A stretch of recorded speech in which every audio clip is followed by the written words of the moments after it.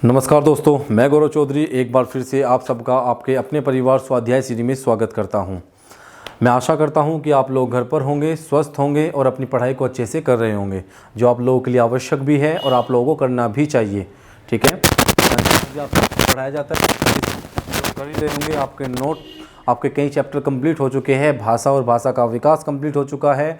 आपका वर्णमाला भी कंप्लीट हो चुका है। आपका संधि भी कंप्लीट हो चुका है। संधि को हमने बहुत अच्छे से डिफ़ाइन किया है, आप लोगों को अच्छे से समझ में भी आया होगा। बस आप लोग थोड़ा सपोर्ट कम कर रहे हो। अगर आप लोग सपोर्ट कर दोगे बच्चों, तो आप लोग का जो ये परिवार है वो थोड़ा बड़ा हो जाएगा। आप लोग सपोर्ट करिए, बस थोड़ा सा आप लोग सपोर्ट कम कर रहे हो, थोड़ा सपोर्ट करिए। चैनल को अपने दोस्तों तक पहुंचाइए, वीडियो को अपने दोस्तों तक पहुंचाइए। अगर आप लोगों को अच्छी लगती है तो सपोर्ट करिए और जितना भी हो सकता है अपने दोस्तों तक पहुंचाइए, जिससे ज़्यादा से ज़्यादा सब्सक्राइब लोग कर सके और अच्छे से अपनी पढ़ाई को कंप्लीट भी कर सके। इस बात में कोई दो राय नहीं है कि जितना आपको यहाँ पे हिंदी में पढ़ाया जा रहा है या फिर आपको मैडम जो पढ़ा रही है उससे बाहर कुछ भी नहीं जाएगा। जितना भी आपके पेपर में वहाँ से पूछा जाएगा, अगर आपके पेपर में कोई भी हिंदी का क्वेश्चन आता है तो वो यहाँ से आएगा ही। सारे टॉपिक आपको कंप्लीट करा दिए जाएंगे। ठीक है, चलिए अब हम पढ़ाई शुरू करते हैं। हमारा जो टॉपिक चला हुआ था वो था समास। क्या? समास। समास। अब तक हमने कई चैप्टर कंप्लीट कर लिए और जल्दी ही हम समास को भी कंप्लीट कर ही लेंगे अच्छे से। अब देखते हैं हम समास के बारे में। समास मैंने आपको बताया था कि दो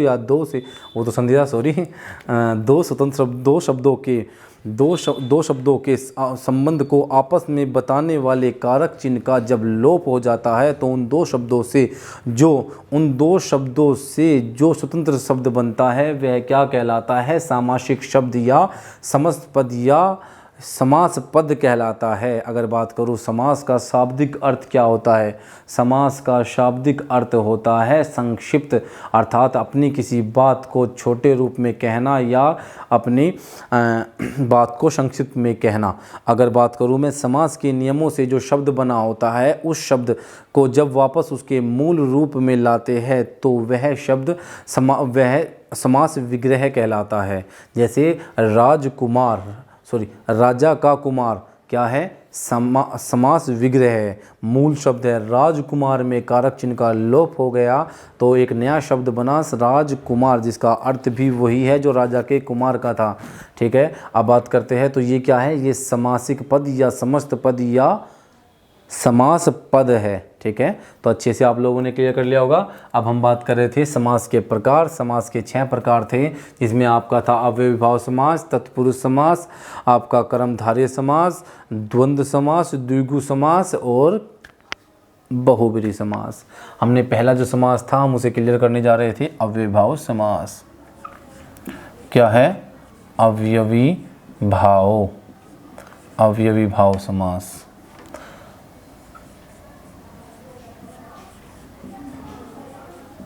ऐसा नहीं है बच्चों कि थोड़ा जल्दी आप लोगों को नहीं पढ़ाया जा सकता। तेज़ी से पढ़ा के निकल जाऊंगा, जल्दी से कर दूंगा, लेकिन ऐसा नहीं है। टाइम में आप लोगों के पास अच्छे से पढ़ाई करोगे तो अच्छा रहेगा। आराम से पढ़ाई करिए, जितना पढ़ाया उसे डेली याद करिए और अच्छे से प्रैक्टिस करिए। अब बात करते हैं अव्ययीभाव समास की। अव्ययीभाव समास क्या होता है? अव्ययीभाव समास मैंने आपको बताया था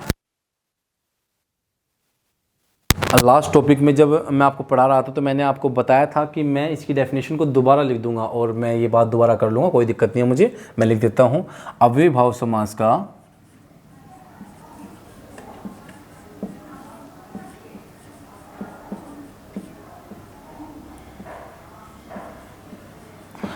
अव्ययीभाव समास का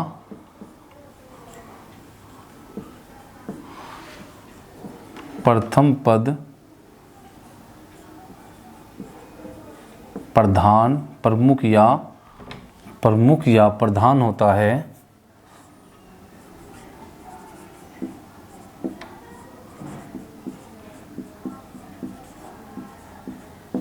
अव्ययीभाव समास का प्रथम पद प्रमुख या प्रधान होता है तथा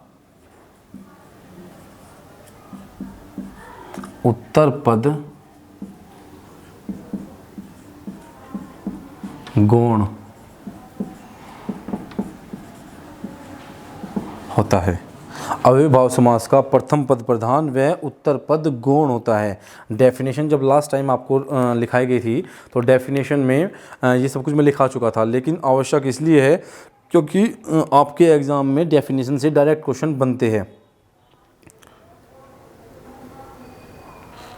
आपके एग्ज़ाम में डेफिनेशन से डायरेक्ट क्वेश्चन बनते हैं, सो इसलिए ये आवश्यक है कि आप लोग डेफिनेशन को दोबारा से एक बार समझ लीजिए।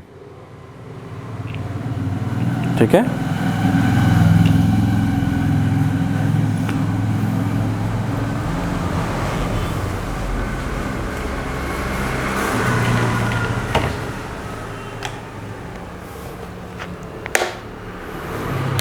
ठीक है। अव्ययभाव समास का प्रथम पद प्रमुख या प्रधान होता है तथा उत्तर पद गौण होता है।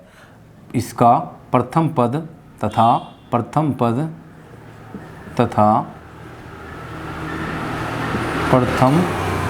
पद अव्यय होता है। क्या होता है? अव्यय होता है, अर्थात जो लिंग वचन कारक के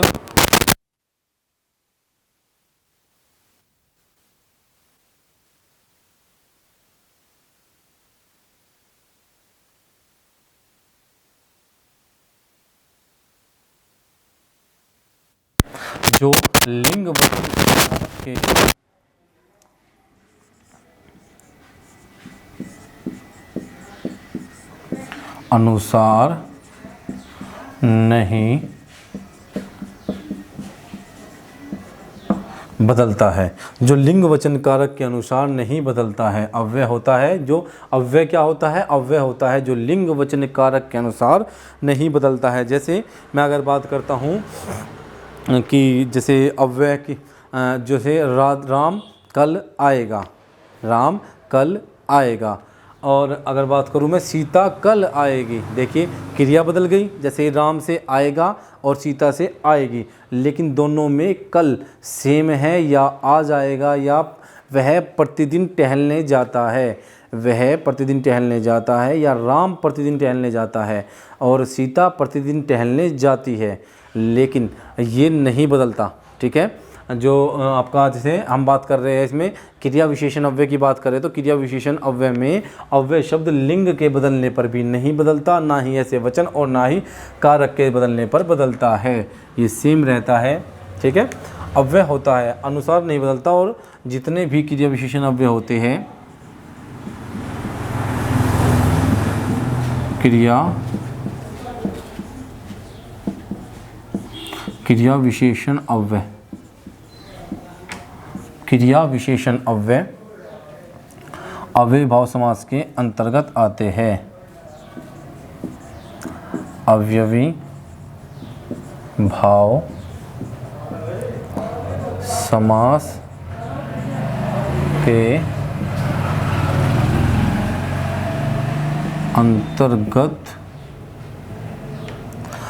अव्ययभाव समास के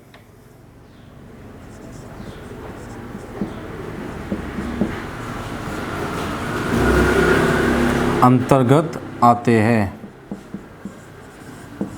ठीक है। अव्ययभाव समास के अंतर्गत आते हैं जितने भी क्रिया विशेषण अव्यय होते हैं, जितने भी क्रिया विशेषण अव्यय होते हैं, जितने भी क्रिया विशेषण अव्यय होते हैं वे सभी अव्ययभाव समास होते हैं। जितने भी क्रिया विशेषण अव्यय, जैसे क्रिया विशेषण अव्यय के 4 प्रकार होते हैं।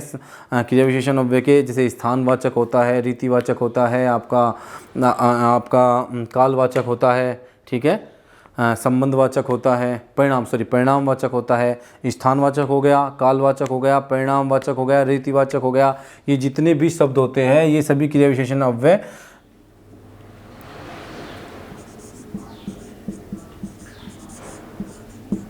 होते हैं। ये सभी क्रिया विशेषण अव्यय होते हैं। ठीक है। ये सभी क्रिया विशेषण अव्यय होते हैं। अव्ययभाव समास का प्रथम पद प्रमुख या प्रधान होता है तथा उत्तर पद गौण होता है तथा प्रथम पद अव्यय होता है। या तथा प्रथम पद अव्यय होता है, अर्थात जो लिंग वचन कारक के अनुसार नहीं परिवर्तित होते वे अव्यय कहलाते हैं। क्रिया विशेषण अव्यय, जितने भी शब्द क्रिया विशेषण अव्यय होते हैं वे सभी समास होते हैं, वे सभी अव्ययभाव समास होते हैं। ठीक है, अव्ययभाव समास में प्रथम पद ये एक याद रखने के लिए है, ऐसा नहीं है कि सभी ऐसे ही होगा, लेकिन ज़्यादातर ये होता है। ठीक है, ये आपको काम आएगा। अव्ययभाव यदि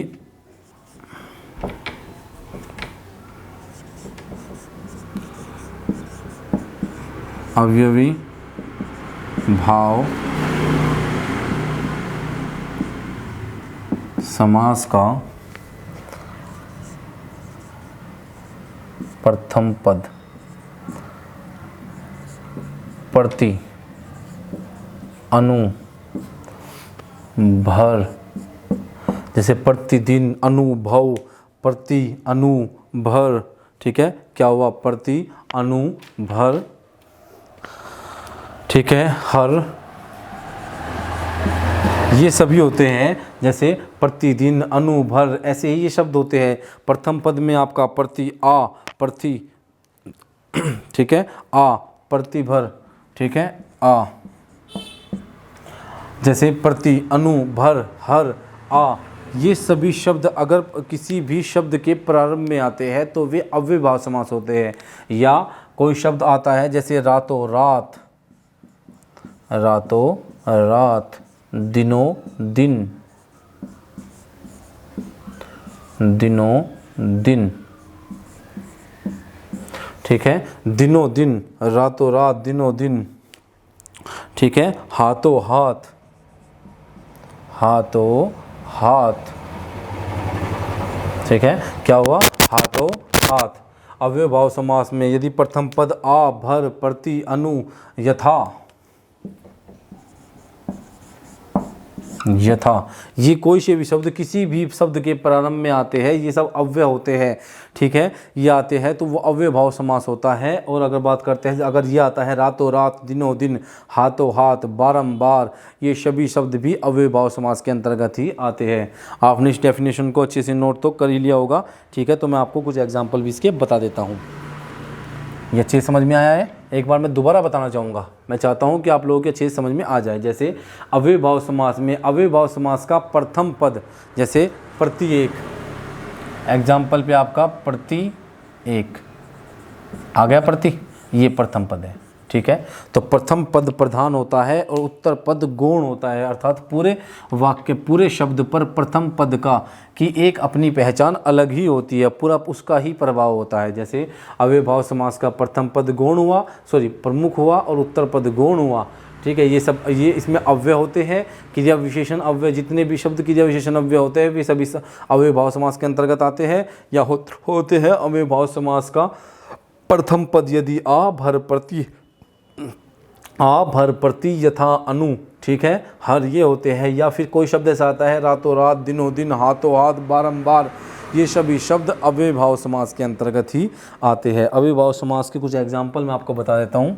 ठीक है, ये आपने अच्छे से नोट भी कर लिया होगा।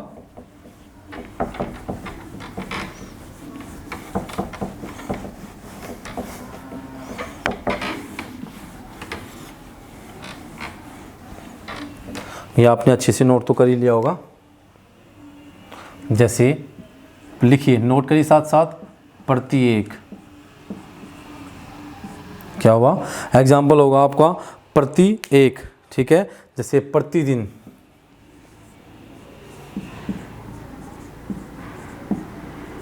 प्रतिदिन, क्या हुआ? प्रति एक, प्रतिदिन। ठीक है, इसे बोल सकते हैं दिन, भाई प्रतिदिन, दिनों दिन। ठीक है, इसे बोल सकते हैं दिनों दिन या प्रतिदिन, प्रति एक। ठीक है, जैसे प्रति एक या हर एक ही बात होती है, प्रति एक, हर एक। ठीक है, क्या हुआ? प्रति एक, हर एक, यथासंभव,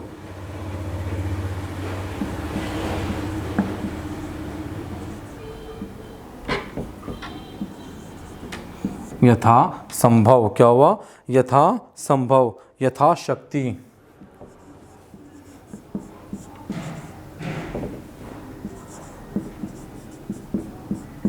क्या हुआ?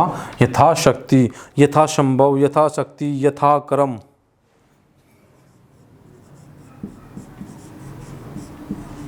देखिए, प्रत्येक, हर एक, यथासंभव, यथाशक्ति, प्रत्येक, बारंबार, आजन्म।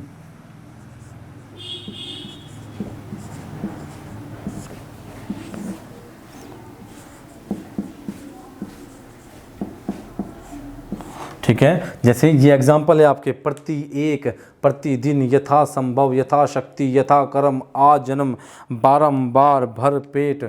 क्या हुआ? भरपेट, रातों रात, हाथों हाथ। क्या हुआ? हाथों हाथ। ठीक है, अगर बात करूं मैं, हो गए सारे? भरपेट, रातों रात, प्रोक्ष। ठीक है, क्या हुआ?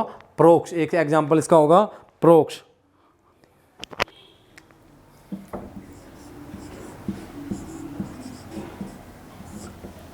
ठीक है, क्या हुआ? प्रोक्ष। भाई प्रतिदिन, प्रत्येक, यथासंभव, यथाशक्ति, यथाक्रम, आजन्म, प्रतिदिन, दिनों दिन, बारंबार, भर पेट, हाथों हाथ और प्रोक्ष। प्रोक्ष का अर्थ होता है अधि से परे। क्या हुआ? अधि से परे। ठीक है, ये सब कुछ समझ में आया ना अच्छे से? ये सब इसके एग्जाम्पल है, जितने भी एग्जाम्पल है ये सब इसके अच्छे से याद कर लीजिए, अच्छे से नोट कर लीजिए। ठीक है, या फिर हम लिख सकते हैं एक और एग्जाम्पल, घर घर या घरों घर। ठीक है, घर घर भी हो जाएगा, हाथों हाथ, रातों रात, घर घर। ठीक है, ये सभी हो जाएंगे आपके क्या? ये सभी आपके हो जाएंगे, ये सारे एग्जाम्पल आपके अव्ययभाव समास के हैं। प्रतिदिन, प्रत्येक, यथासंभव, यथाशक्ति, यथाकर्म, आजन्म, दिनों दिन, बारंबार, भरपेट, रातों रात, हाथों हाथ, प्रोक्ष, घर घर। ये सभी एग्जाम्पल आपके किसके हैं? ये सभी एग्जाम्पल है आपके अव्ययभाव समास के, जिनका प्रथम पद प्रमुख होता है। ठीक है, और प्रथम पद क्या होता है? प्रथम पद होता है आपका अव्यय होता है, प्रथम पद इसमें अव्यय भी होता है। ठीक है, अब इससे अगला देख लेते हैं हम, क्या हुआ आपका? अव्ययभाव समास। इसके बाद देखते हैं हम तत्पुरुष समास।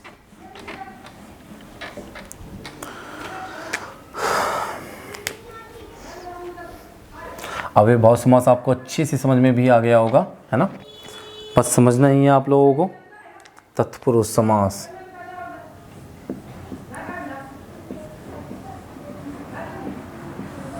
तत्पुरुष समास, तत्पुरुष समास। तत्पुरुष समास के कितने भेद होते हैं? तत्पुरुष समास के 6 भेद होते हैं। कितने? तत्पुरुष समास के 6 भेद होते हैं। कर्ता ने कर्म को करण से, संप्रदान को के लिए, अपदान से अलग होने के अर्थ में, संबंध का की के, रा री रे, अधिग्रहण में पर, संबोधन हेक अरे। ये 8 है और ये सारे किसके हुए? ये कारक के हुए। लेकिन अगर बात करते हैं इसकी तत्पुरुष समास की, तो कर्ता ने, याद तो आपको ऐसे ही करना है, कर्ता ने,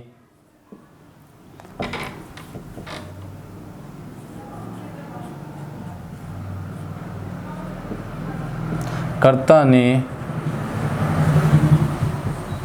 कर्म को, कर्ता ने कर्म को करण से कर्ता ने, पता मैं क्या कर रहा हूँ, बार बार मैं कर्ता लिख रहा हूँ और कर्ता के बाद मैं ने लिख रहा हूँ, लेकिन ने का जो आपका ये जो कारक चिन्ह है ने, इसको मैं बार बार मन में को पढ़ रहा हूँ, बार बार क्या बना रहा हूँ।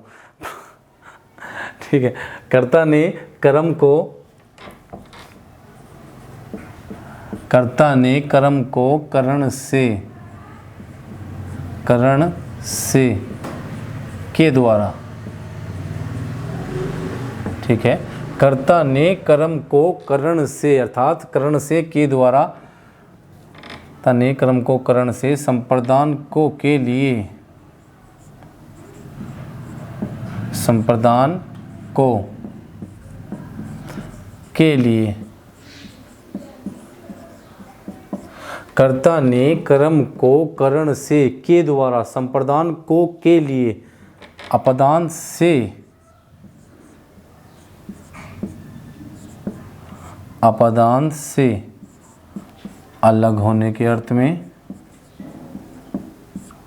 अलग होने के अर्थ में, कर्ता ने कर्म को करण से संप्रदान को के लिए अपदान से अलग होने के अर्थ में, संबंध का की के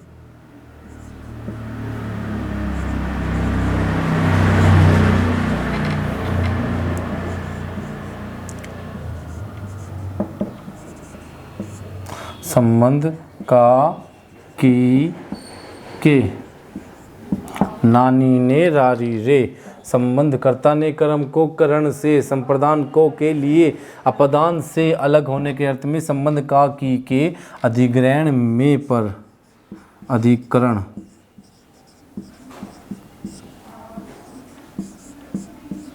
ठीक है, अधिकरण में पर संबोधन है अरे।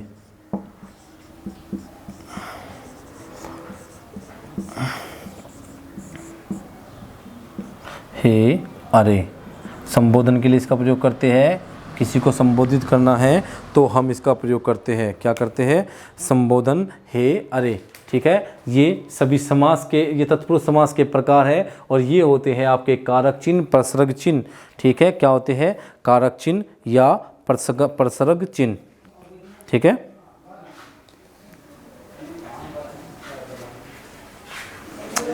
ये हो गए आपके तत्पुरुष समास के प्रकार हो गए और ये हो गए आपके क्या हुआ आपके, ये हुए कारक चिन्ह या प्रसर्ग चिन्ह। लेकिन मैंने आपको बताया था तत्पुरुष समास के 6 प्रकार होते हैं, तो इसको हटा देते हैं, क्या कर देते हैं, इसको हटा देते हैं और यहाँ से इसको हटा देते हैं, क्योंकि ये सब कारक में होते हैं। कारक में 8 प्रकार होते हैं, कारक के 8 प्रकार होते हैं, लेकिन तत्पुरुष के 6 प्रकार होते हैं। कर्ता ने कर्म को करण से संप्रदान को के लिए अपदान से अलग होने के अर्थ में, संबंध का की के अधिग्रहण में पर और संबोधन हे अरे।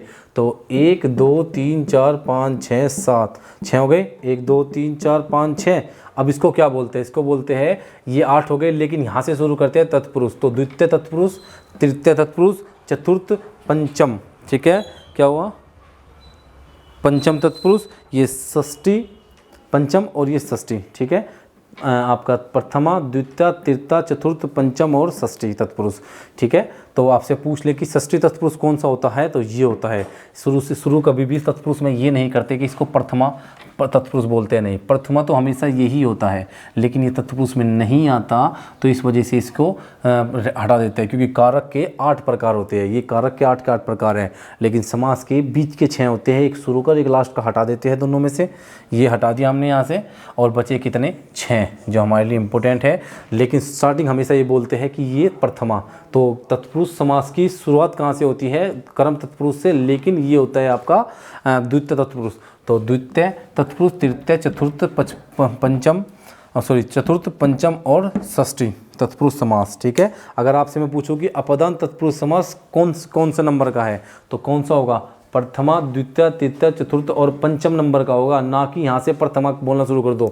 ये प्रथमा नहीं होता, ये द्वितीय होता है, द्वितीय तत्पुरुष समास होता है। क्या होता है, ये होता है आपका द्वितीय, क्या होता है, द्वितीय तत्पुरुष समास, द्वितीय तत्पुरुष समास है यहाँ से। ठीक है, ये हटा दिया। याद रखना, मैं कितनी बार जोर देकर बता रहा हूँ कि आपसे पूछ सकता है कि इससे कारक विभक्ति कौन से तत्पुरुष समास की है, और आपको अपदान ना देकर बोल देगा द्वितीय, तृतीय, चतुर्थ, पंचम तत्पुरुष समास पर आपसे पूछा जाएगा कि से अलग होने के अर्थ में किस तत्पुरुष समास की विभक्ति है, किस तत्पुरुष समास की विभक्ति है, तो आप बोलोगे अपदान की। लेकिन मैंने बोल दिया अपदान में तो आपका है ही नहीं, अपदान तो है ही नहीं ऑप्शन में है प्रथमा, द्वितीय, तृतीय, चतुर्थ और पंचम। प्रथमा, द्वितीय, तृतीय, चतुर्थ और पंचम, 5 ऑप्शन दे दिए, मेरी मर्जी में दूंगा तो अरे वो एक कम कर देगा यार।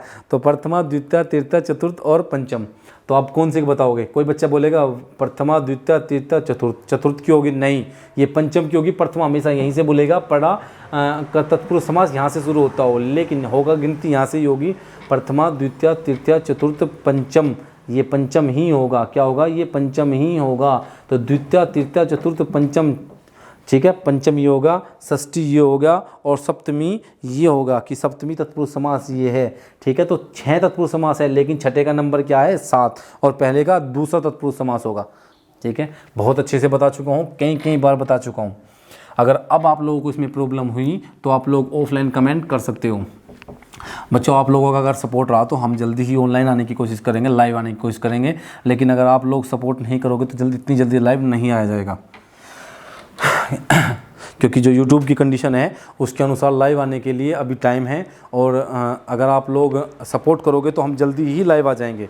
तो अपने दोस्तों तक ज़्यादा से ज़्यादा पहुँचाइए, ठीक है। एक टीचर आपको बोल रहा है, आपका गुरु जैसे भी आप लोग मानते हो, बड़ा भाई, ठीक है, तो थोड़ी बात आपको माननी चाहिए क्योंकि यहाँ पे समझाया जाता है। उससे पहले आप लोगों के लिए ज़्यादा से ज़्यादा कोशिश की जाती है कि हार्ड से हार्ड निकाल दिया जाए और आसान से आसान डेफिनेशन में आपको पढ़ाया जा सके, ठीक है। तो अब हम देखते हैं तत्पुरुष समास के कितने प्रकार होते हैं।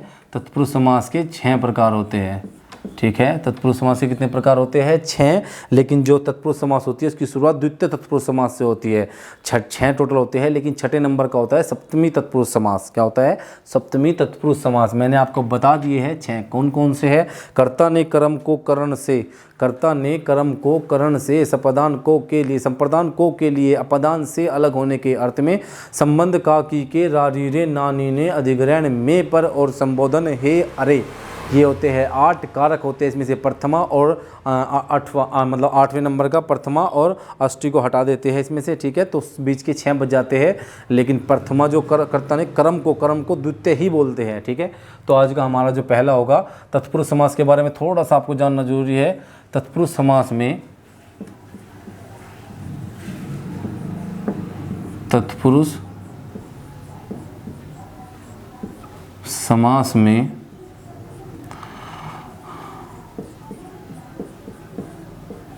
द्वितीय पद या उत्तर पद,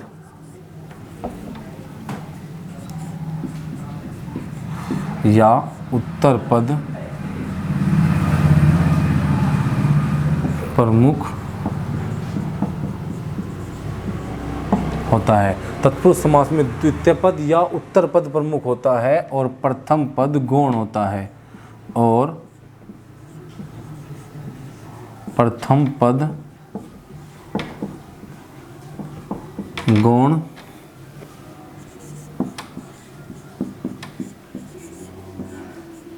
होता है। तत्पुरुष समास में द्वितीय पद प्रधान व द्वितीय पद या उत्तर पद एक ही बात है, प्रमुख होता है और प्रथम पद गौण होता है, ठीक है। ठीक है। और तत्पुरुष समास में उत्तर पद प्रधान व उत्तर पद प्रधान व प्रथम पद गौण होता है। क्या होता है? प्रथम पद गौण होता है, ठीक है। अब इसके कुछ एग्जाम्पल देखते हैं। पहला तत्पुरुष समास देखते हैं। प्रथम तत्पुरुष समास क्या है? कर्ता ने हटा देंगे, कर्म को से शुरू करेंगे, कर्म को, कर्म, ठीक है। कर्म तत्पुरुष,